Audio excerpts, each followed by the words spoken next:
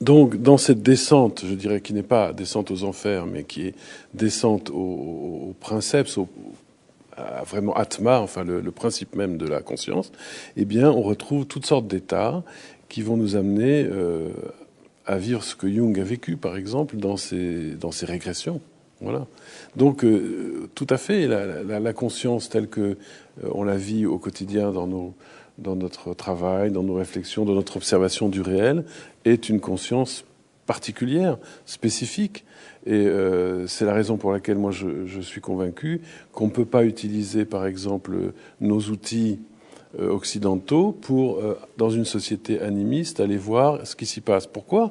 Parce qu'ils n'ont pas du tout la même conscience que nous, ils n'ont pas la même vision du monde, ils n'ont pas la symbolique est probablement même assez différente à certains niveaux, et donc on voit qu'ils ont en quelque sorte une conscience modifiée par rapport à la nôtre, si on veut, ou que la nôtre est modifiée par rapport à la leur. Et je pense toujours à notre ami canadien Gaston qui dit « c'est vous qui avez un accent ».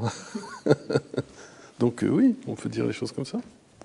Non, mais c'est là où on peut se poser la question de savoir est-ce que ce que nous appelons modifier, ce n'est pas la manière dont nous avons restreint notre champ de conscience d'une certaine manière. Oui, par rapport à ce que je n'aime pas beaucoup ce mot, mais enfin je vais me servir de l'expression quand même par rapport à ce qu'a été l'enfance de l'humanité. C'est-à-dire à travers le déroulement historique, est-ce que nous n'avons pas quand même oublié et mis de côté énormément de choses.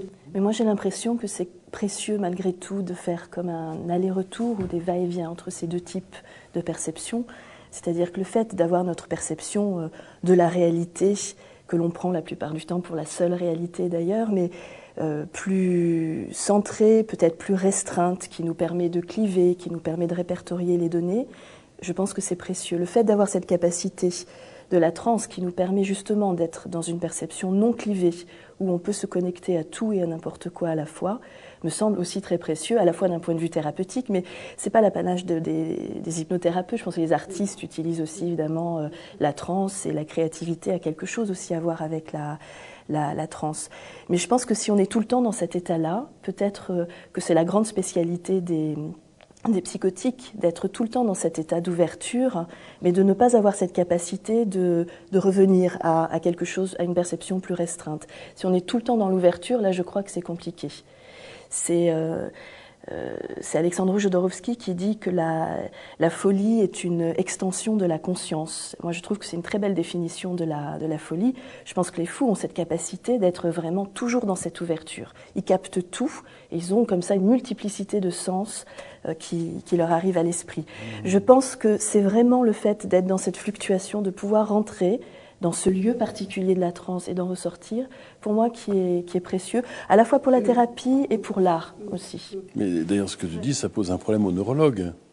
Oui. Parce que on voit effectivement des imbéciles, entre guillemets, au sens du 19e siècle, qui sont des calculateurs géniaux, et qui trouvent des nombres premiers à 10 chiffres.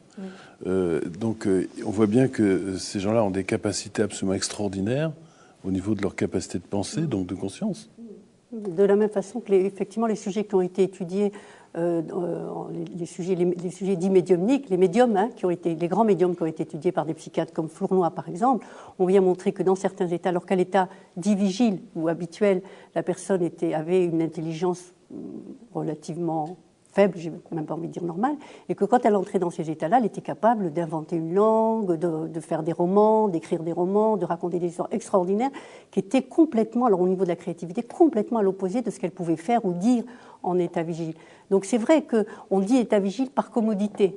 Par commodité, on est obligé de poser une succession des états de conscience. On sait bien d'abord qu'il y a un continuum, et ensuite, c'est vrai que l'important, c'est que, je suis tout à fait ce que dit Isabelle, c'est-à-dire que l'important, c'est qu'effectivement de pouvoir faire des incursions dans ce monde dit fou ou dans ce monde de la transe, des états différents, pour pouvoir revenir, pour pouvoir en parler. Parce que, comme je le disais, effectivement, nous sommes des humains, nous avons les outils humains, et nous devons ramener ça dans nos outils d'humains, et dans notre conscience d'humain, et dans nos processus de pensée humains. Sinon, on serait tout le temps, effectivement, c'est ce qui nous différencie du psychotique, qui, lui, le paye quand même par des angoisses terribles.